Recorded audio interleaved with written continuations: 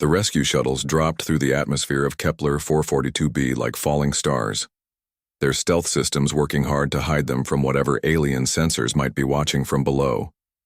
Lieutenant Choi Min-ho led the first team of 12 Marines toward the emergency shelters that had been built deep under Colony 7 Alpha, hoping that some colonists had survived the attack by hiding in the safest places they could find. What they discovered in the underground bunkers changed everything. Humanity thought about their place in the universe.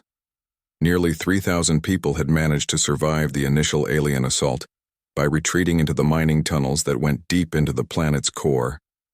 They brought with them stories that would give nightmares to anyone who heard them. Dr. Song Yunbi had been the colony's head researcher and one of Mi Young's closest friends. She met the rescue team with tears streaming down her face and hands that shook from weeks of fear and exhaustion. They came from nowhere, she said, her voice barely above a whisper. Ships that looked like flying mountains covered in those purple crystals we see everywhere now. The aliens had not attacked immediately according to the survivors. Instead, they had studied the human colony like scientists examining insects under a microscope. They watched everything the colonists did, recording their daily activities and learning about human behavior patterns. Their ships had hovered over the settlement for days before the real attack began. Song described the aliens as beings that stood nearly 3 meters tall and moved with a liquid grace that seemed impossible given their size.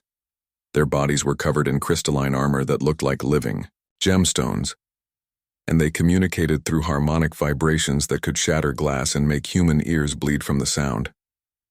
The colonists had started calling them the Crystal Horde because of their appearance and their seemingly endless numbers. Lieutenant Choi and his Marines explored the ruins above ground, while the rescue operation continued below. They found evidence of alien technology that defied every law of physics humanity had discovered. Their weapons did not just destroy matter, they converted it into pure energy that fed back into their crystal structures, making them grow larger and more powerful. The alien ships could phase in and out of normal space, making them nearly impossible to target with conventional weapons. One moment they would be solid matter that could be seen and tracked. The next moment they would become ghostly shapes that passed through solid rock as if it did not exist. This ability had made the colony's defense systems completely useless during the attack back. Aboard the Iron Thunder, Captain Lee studied the intelligence reports that his teams were sending up from the planet's surface. Each new piece of information painted a more terrifying picture of what humanity was facing. These were not simple raiders, looking for resources or territory. The Crystal Horde represented something far worse than anyone had imagined. Dr. Kim analyzed the alien crystal samples that the rescue teams had managed to collect from the ruins. Her scientific instruments could barely make sense of what they were seeing. "Captain, these crystals are not just decorative or structural," she reported with excitement and fear mixed in her voice. "They are processing units like organic computers made from living minerals.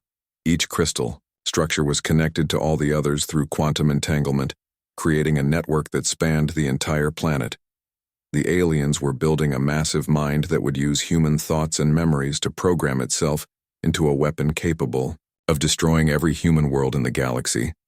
The captured colonists were being slowly drained of their neural patterns while being kept alive in crystalline pods.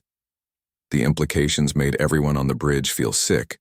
The Crystal Horde had not just attacked one human colony. They were preparing to use humanity's own knowledge against them. Every memory, every skill, every piece of information stored in human minds would become a tool for their galactic conquest. The survivors reported that over 2,000 colonists, including Mi Young, had been taken to massive harvesting ships hidden on the far side of the planet. Commander Park brought even worse news from the long-range sensors. "Sir, we are detecting more Crystal Horde vessels approaching from deep space. At least 50 ships, some of them larger than anything in our fleet. They will reach this system in less than 18 hours, he announced, while checking his instruments again to make sure the readings were correct. The tactical situation was becoming impossible. The Iron Thunder was powerful, but it was still just one ship against an entire alien fleet. The rescued colonists needed immediate medical attention and evacuation, but the approaching enemy forces would make escape nearly impossible once they arrived in the system. "Captain, Lee looked at the holographic display showing the alien fleet's approach vector and felt the weight of decision pressing down on him.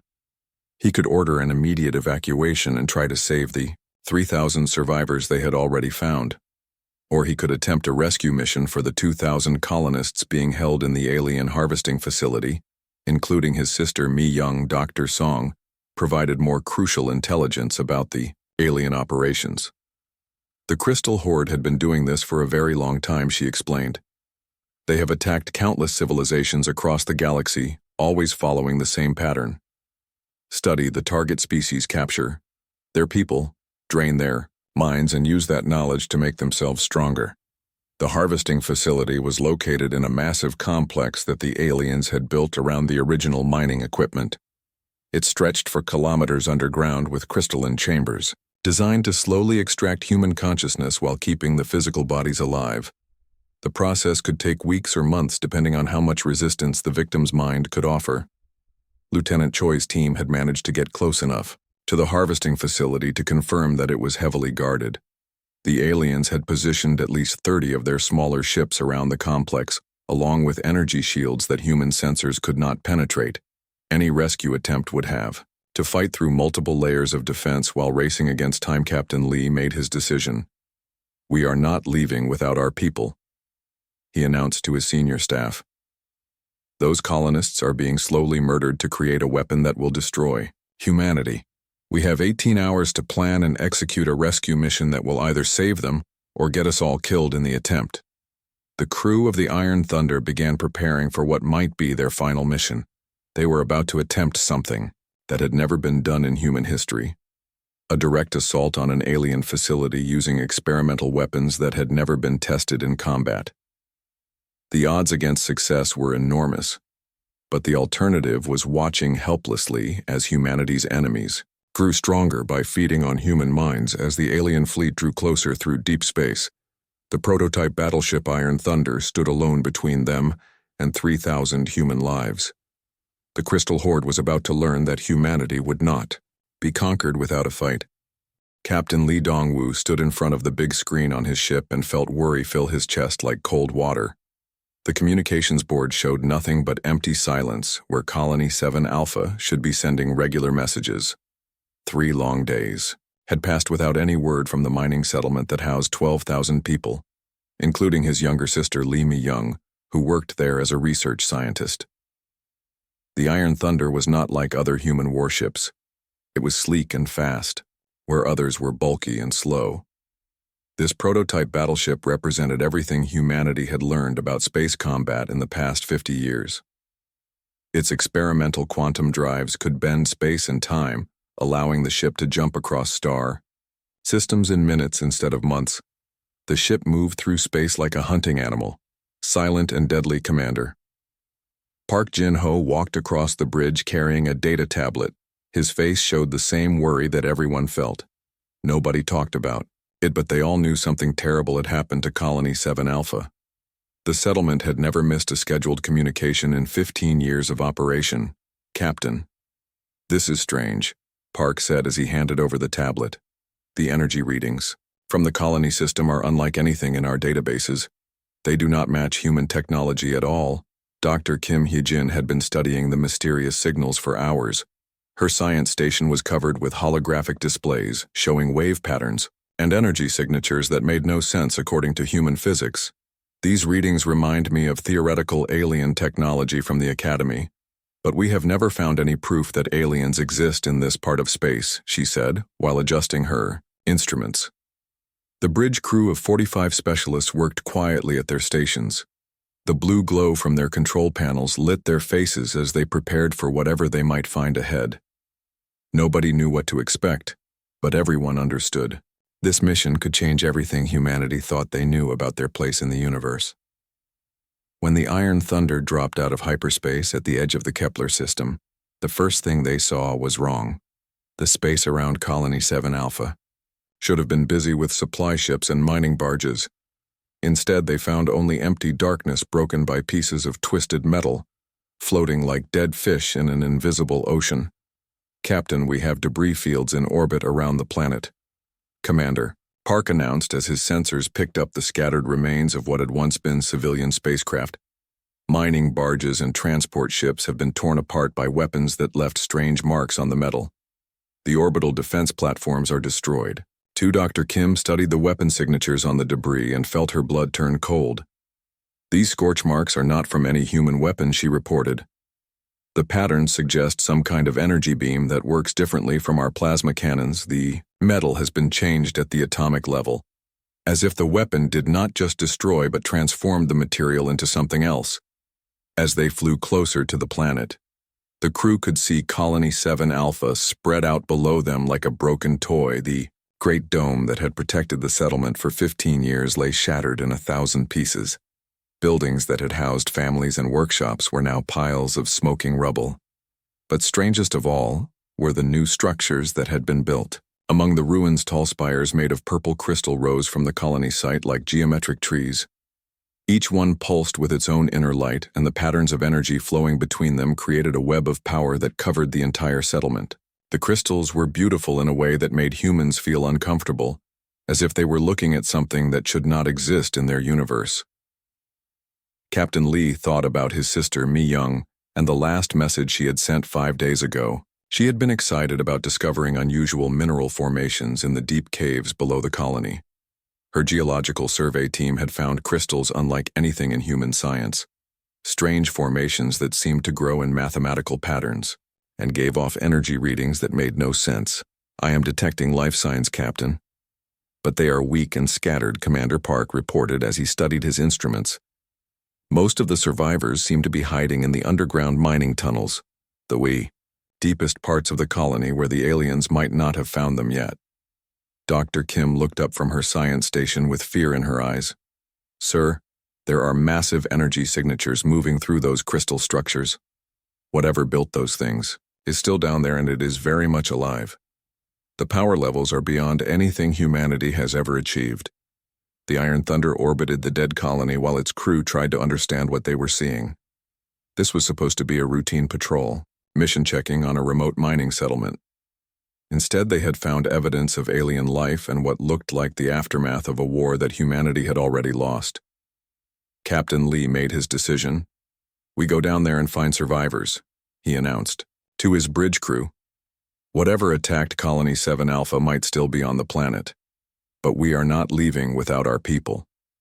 The Iron Thunder was built to fight and protect human colonies. This is exactly the kind of situation we were designed for. The rescue shuttles began their final equipment checks, while the Marine squads prepared for ground operations. Nobody knew what they would find in the ruins of Colony 7 Alpha, but everyone understood that this mission would be unlike anything they had trained for. The enemy was unknown. Their weapons were beyond human understanding, and their motives were completely alien. As the Iron Thunder prepared to launch its rescue operation, the crew could not know they were about to make first contact with a species that viewed humanity as nothing more than raw material for their galactic expansion. The crystal horde had been traveling between stars for thousands of years, consuming entire civilizations and using their knowledge to grow stronger. The silence from Colony 7 Alpha was not just the absence of communication. It was the sound of a trap closing around humanity, and the first test of whether the human species would fight back or simply disappear like so many others. Before them, Captain Lee and his crew were about to discover that sometimes the greatest victories come from the most impossible situations. The Iron Thunder moved toward the planet like a sword cutting through the darkness, carrying 45 brave souls into the unknown. Their prototype weapons had never been tested in real combat. Their experimental systems might fail at the worst possible moment, but they were humanity's best hope for rescuing the survivors and learning the truth about what had attacked Colony 7 Alpha. What they would find in the crystal ruins would change the course of human history forever. Captain Lee called an emergency meeting in the Iron Thunder's war room, where holographic displays showed the terrible reality they faced. 50 alien ships were approaching through space, while 3,000 human lives hung in the balance on the planet below. The room felt heavy with the weight of impossible decisions as his senior officers gathered around the tactical table. "We are not running," Captain Lee announced, his voice steady despite the overwhelming odds stacked against them. Those are our people down there, and if we abandon them, the Crystal Horde will use their minds to destroy every human colony in the galaxy. We are going to save them, and we are going to send these aliens a message they will never forget. Kim had spent the entire night studying the alien technology samples that the rescue teams had brought back from the planet's surface. Her scientific analysis offered the first real hope they had seen since discovering the ruins of Colony 7 Alpha. The Crystal Horde's greatest strength is also their biggest weakness, she explained, while manipulating the holographic models to show the quantum connections between alien structures. Every crystal formation on the planet was linked to every other crystal, through quantum entanglement, creating a network that operated like a single massive computer. This connection allowed the aliens to coordinate their operations perfectly, but it also meant that damaging the right target could bring down their entire system on the planet. The primary control node turned out to be the enormous crystal spire that rose nearly a kilometer above the ruins of Colony 7 Alpha. This tower served as both a communication hub for the alien fleet and the central processing unit for their planetary harvesting operation. It pulsed with energy, drained directly from the captured human colonists, making it glow like a purple star against the dark sky. Commander Park studied the tactical challenges with the experienced eye of a career military officer. The spire is protected by at least 30 smaller alien ships plus energy shields that our sensors cannot penetrate, he reported while examining the defensive positions. Even if we could get close enough to attack, conventional weapons would not make any impression on that crystal matrix. The solution lay in the Iron Thunder's most experimental weapons system. The plasma lance cannons had never been fired in actual combat because they were considered too dangerous for normal operations. They worked by creating controlled tears in the fabric of space-time itself, generating beams of pure energy that existed partially outside the normal laws of physics. Lieutenant Commander Yoon Soo-jin was the ship's chief engineer, and she understood the plasma lance system better than anyone else. The weapons draw power directly from our quantum drives, she explained with typical engineering directness. Firing them at full power would completely drain our energy reserves and leave us defenseless for at least 10 minutes. The risks were enormous. If the first shot failed to destroy the crystal spire, the Iron Thunder would be helpless against the entire alien fleet. But Dr. Kim had discovered something even more important. During her analysis of the captured alien samples, the Crystal Horde consciousness does not exist entirely in normal space. She revealed with growing excitement, the aliens had evolved to exist partially in quantum dimensions, which allowed them to share thoughts and coordinate actions across vast distances instantly. This same quantum existence made them vulnerable to large disruptions in the quantum field. If they could create a big enough disturbance around the primary control node, they might damage the entire Crystal Horde collective intelligence. The plan that emerged was audaciously simple and terrifyingly dangerous. The Iron Thunder would use its experimental stealth systems to approach the planet undetected, positioning itself for a single devastating attack against the Crystal Spire. Meanwhile, Marine teams would infiltrate the alien harvesting facility to locate and extract the human prisoners. The timing would have to be absolutely perfect. If the aliens detected the battleship too early, both the rescue teams and the ship would be destroyed before they could complete their missions. Every second would count, and there would be no margin for error or equipment failure. Captain Lee looked around the war room at his officers, seeing a mixture of determination and fear in their faces. They all understood the odds against them, but they also understood what was at stake. This mission is not just about saving Colony 7 Alpha, he said quietly. If we succeed, we will prove that humanity can stand against any threat in the universe. The preparations began immediately throughout the ship. Marine squads practiced assault techniques for fighting inside crystalline structures that defied normal architectural principles. The engineering teams worked around the clock, preparing the plasma lance cannons for their first and possibly last combat firing. Dr. Kim collaborated with the surviving colonists to create detailed maps of the alien harvesting facility. They identified the most likely locations where the human prisoners were being held and planned multiple extraction routes in case the primary plan failed. Every detail mattered, because there would be no second chances. The stealth approach would require the Iron Thunder to fly closer to an alien fleet than any human ship had ever attempted. The experimental stealth systems worked by bending light and energy around the hull, but they had never been tested against alien sensors. No one knew if the technology would work, or if the Crystal Horde would detect them immediately. Lieutenant Choi and his Marines studied the intelligence reports about the alien warriors they would face inside the harvesting facility. The Crystal Horde soldiers were 3 meters tall with crystalline armor that could deflect most human weapons. Their harmonic communication systems could shatter human bones, and their movements were faster than anything human reflexes could match. The Marine teams would have to fight through unknown numbers of alien defenders while carrying weak and disoriented human prisoners to safety.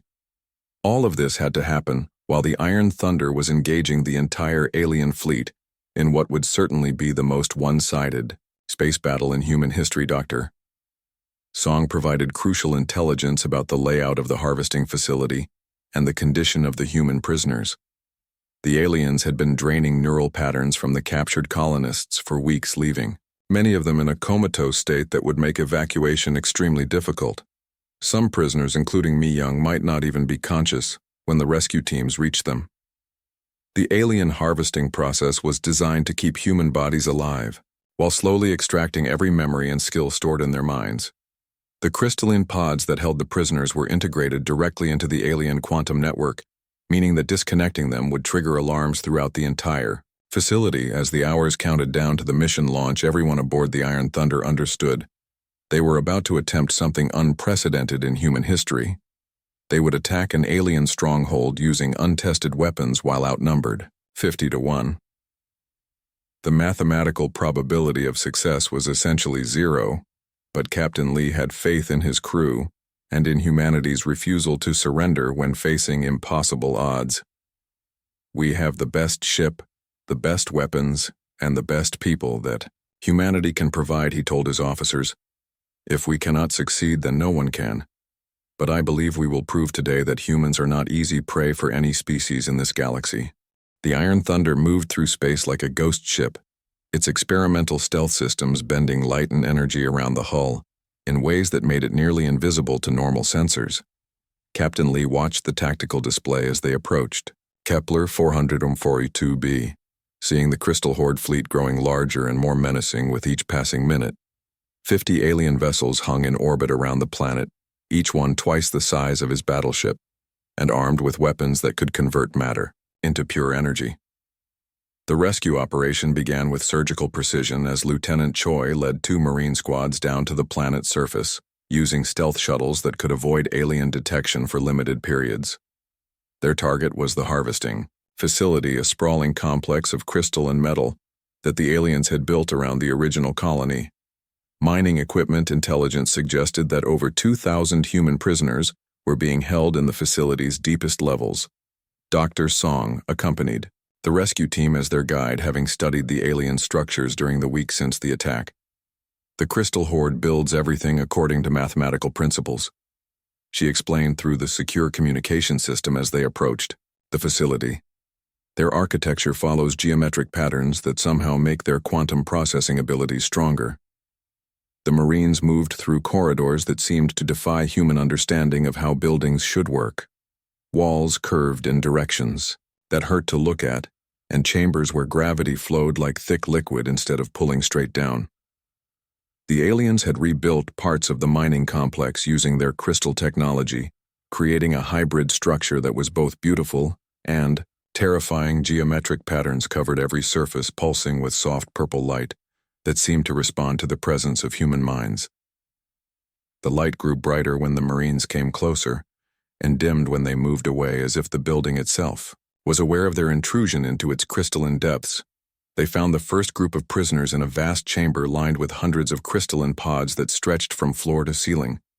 Nearly 500 colonists floated in artificial sleep, their bodies kept alive by alien technology, while neural interface cables slowly drained their thoughts and memories.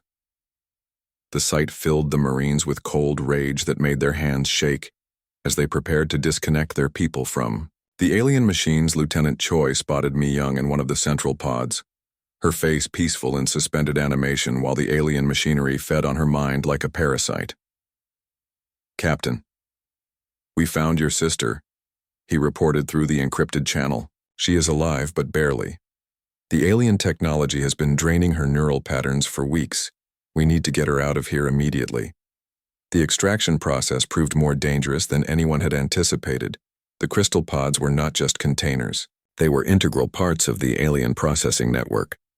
Each pod was connected to every other pod through quantum entanglement, meaning that disconnecting one prisoner would alert the entire system to their presence. When the Marines began freeing, the first group of colonists' quantum alarms rippled through the facility like electronic screams. Within minutes, Crystal Horde warriors began converging on their position, moving through the geometric corridors with deadly grace that made their 3-meter frame seem to flow like liquid metal. The alien soldiers were even more terrifying in person than the intelligence reports had suggested. Their crystalline exoskeletons reflected the purple light of their surroundings, making them seem like living gems that had learned to kill. Their harmonic communication systems filled the air with sounds that made human bones vibrate and teeth ache from the resonant frequencies. Back in orbit, Captain Lee watched the tactical situation deteriorate. As the alien fleet began responding to the disturbance on the planet's surface, Commander Park, "How long until those ships reach attack position?" he asked while keeping his eyes fixed on the holographic display that showed enemy vessels moving to intercept the Iron Thunder. 15 minutes until the closest ships can target us. Sir Commander Park replied, his fingers working frantically across his control panels as he prepared the battleship's experimental weapon systems. "The plasma lance cannons are charging, but we need at least 12 minutes to reach full power. It is going to be extremely close." The rescue teams fought a running battle through the crystal facility as they worked to extract the human prisoners. The alien warriors proved to be formidable opponents with armor that deflected most small arms fire and weapons that could focus sound waves to shatter human bones. Only the Marines' advanced combat suits and superior tactical training kept them alive. Dr. Kim made a crucial discovery while monitoring the alien quantum signatures from the ship's sensor array. "Captain, the facility is not just holding prisoners," she announced with growing alarm. "It is actively using their neural patterns to upgrade the alien fleet's combat systems. Every human mind they process makes their ships smarter and more dangerous in battle." The implications were staggering. The Crystal Horde was not just conquering human space, they were learning to think like humans, adapting their strategies and technology based on stolen memories and experiences. The longer the harvesting facility remained operational, the more dangerous the aliens would become to every human colony in the galaxy. The facility's quantum network was already showing signs of adaptation based on human military knowledge. The alien ships were beginning to use human tactical doctrines, and the defensive systems were incorporating human engineering principles learned from the minds of captured colonists, including military personnel and ship designers. Lieutenant Choi and his Marines had to fight their way through increasingly organized resistance as the Crystal Horde warriors learned human combat techniques from the memories they were stealing. The aliens began using human-style flanking maneuvers and coordinated fire patterns that made them far more effective than they had been at the beginning of the battle. The rescued colonists were in terrible condition after weeks of neural extraction. Many were unconscious and all were severely weakened by the alien procedures. The Marines had to carry most of them while fighting off alien attacks and navigating through a facility that was actively reshaping itself as its quantum matrix adapted to their presence. Dr. Song discovered that the facility was not just a prison. It was a learning center where the Crystal Horde studied captured species to understand their strengths and weaknesses. "They have done this before," she reported, while helping to evacuate unconscious prisoners. "Many times across the galaxy, they learn everything about a species and then use that knowledge to conquer others more efficiently." On the Iron Thunder, the plasma lance cannons reached full charge, just as the first alien ships came within weapons range. The prototype battleship's experimental systems hummed with barely contained energy, while Captain Lee prepared to fire humanity's most powerful weapons at an enemy that had never been defeated. Crystal Spire on the planet's surface pulsed with increasing intensity as it processed the neural patterns of captured humans, feeding that knowledge directly to the approaching alien fleet. Every second of delay made the enemy stronger and more dangerous, but the rescue teams needed more time to evacuate the prisoners. Captain Lee faced an impossible choice between saving his sister and the other captives, or destroying the alien facility before it could make the Crystal Horde invincible. The fate of humanity hung in the balance as the Iron Thunder prepared to fight the most important battle in human history, against odds that no reasonable person would accept. The alien fleet closed in for the attack while deep below the planet. Surface human Marines fought desperately to free their people from crystalline prisons that were turning human knowledge into weapons of conquest. The quantum torpedo's explosion rippled through space and time itself, leaving reality twisted in ways that hurt to perceive. 7 Crystal Horde ships had been erased from existence so completely that even their quantum signatures had vanished. From the universal data matrix, the remaining alien vessels drifted in confusion, their collective consciousness struggling to understand how part of their fleet had simply stopped existing.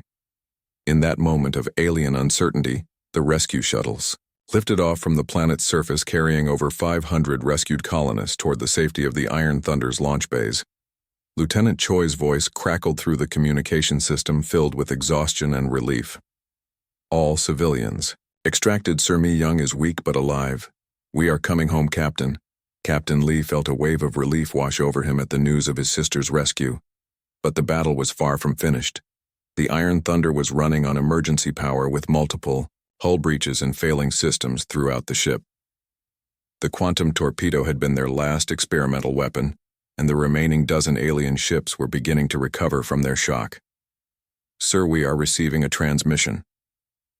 Communications. Officer Han Ji-woo reported, her voice tight with surprise and growing excitement. It is not from the Crystal Horde fleet. It is coming from human space. Multiple battleships incoming fast. Sir, very fast. The reinforcement fleet that dropped out of hyperspace at the edge of the Kepler system was the largest military force humanity had ever assembled in one location.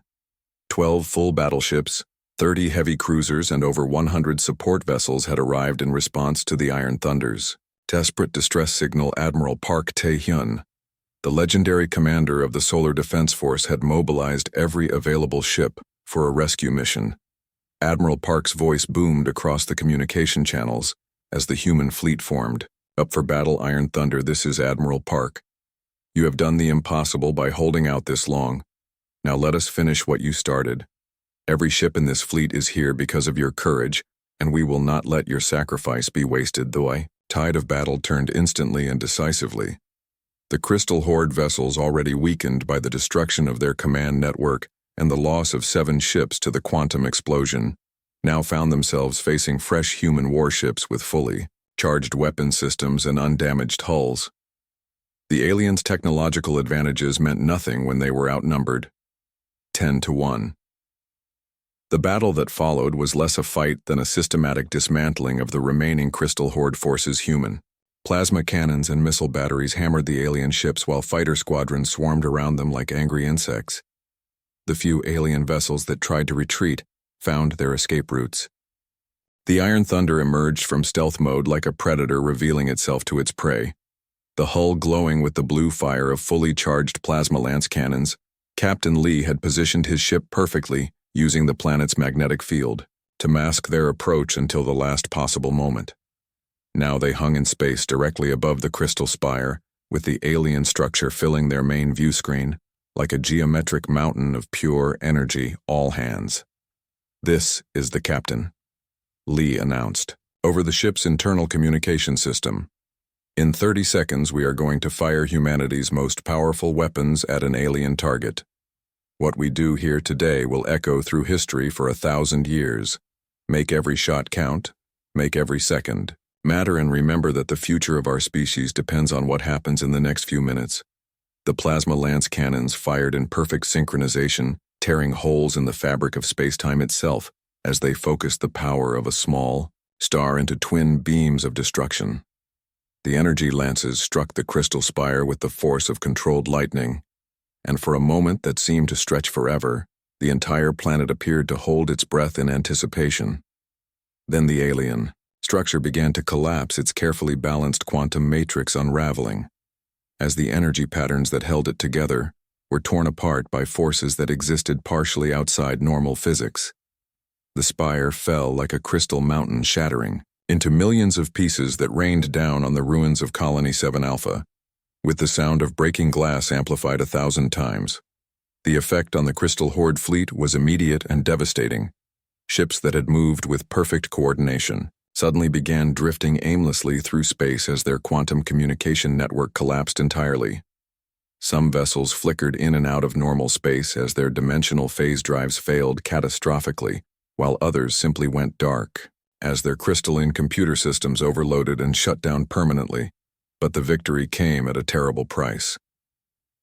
The plasma lance cannons had drained the Iron Thunder's power reserves, completely leaving the battleship vulnerable, just as the surviving alien ships began to recover from the quantum disruption.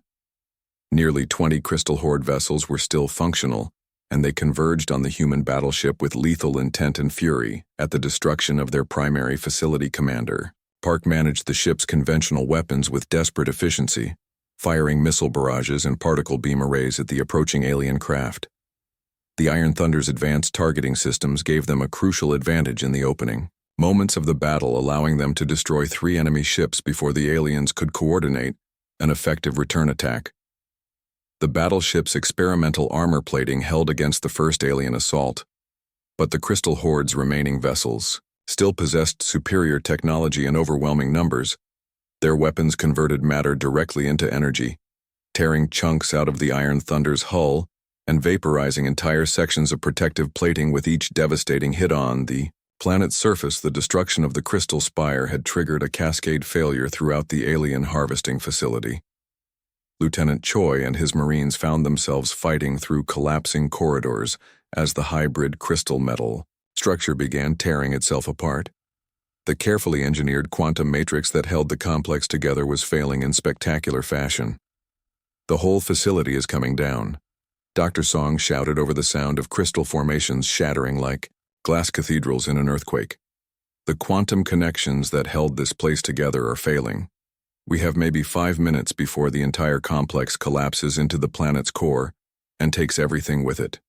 The Marines carried, dragged, and helped the rescued colonists through passages that were reshaping themselves as the alien architecture lost its quantum coherence. What had been a carefully designed harvesting facility was becoming a death trap of unstable matter and failing gravity fields. Several Marines made the ultimate sacrifice, holding open escape routes and ensuring that the rescued civilians could reach the shuttle landing zone. Sergeant Kim Tae-won stayed behind to manually hold open a collapsing blast door, allowing 200 rescued colonists to escape to safety. His last words over the radio were, "Tell my family I kept my promise to protect innocent people." Corporal Lee Jin-soo used his own body to shield unconscious prisoners from falling crystal debris, giving his life so that others could live to see their families again. Above them, the Iron Thunder fought the battle of its life against impossible odds.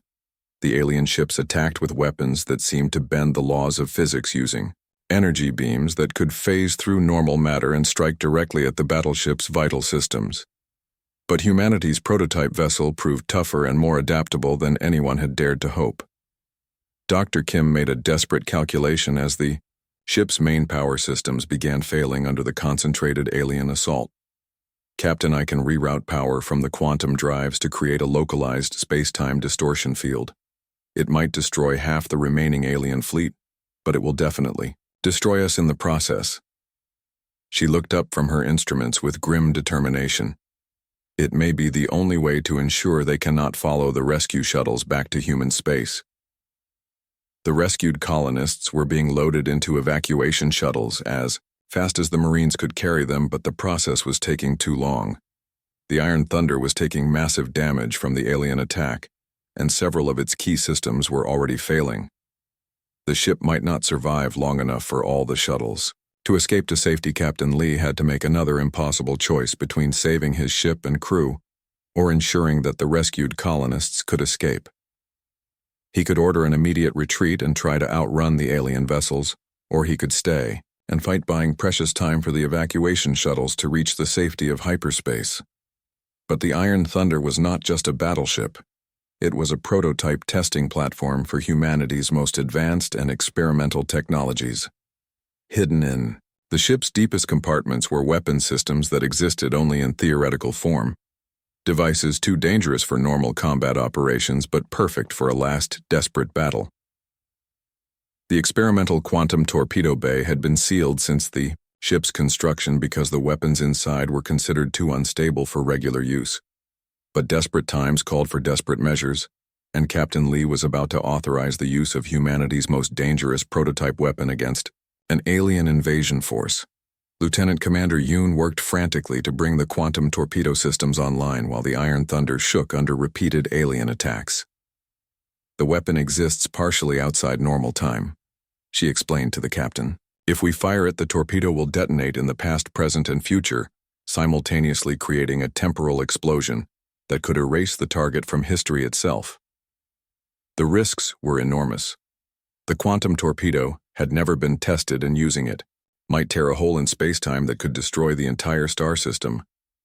But with 20 alien ships converging on their position and the rescue operation still in progress, Captain Lee authorized the launch of humanity's most experimental weapon. The torpedo materialized in normal space for less than a microsecond before detonating. But that brief moment was enough to change the course of the battle. When the quantum explosion cleared, 7 Crystal Horde ships had simply ceased to exist, erased from the universe as if they had never been built in the first place. The remaining alien vessels faltered in their attack, their collective intelligence struggling to process the loss of ships that no longer existed in any timeline. The Iron Thunder had bought precious time for the rescue shuttles, but the battle was far from over and more alien reinforcements were approaching from deep space.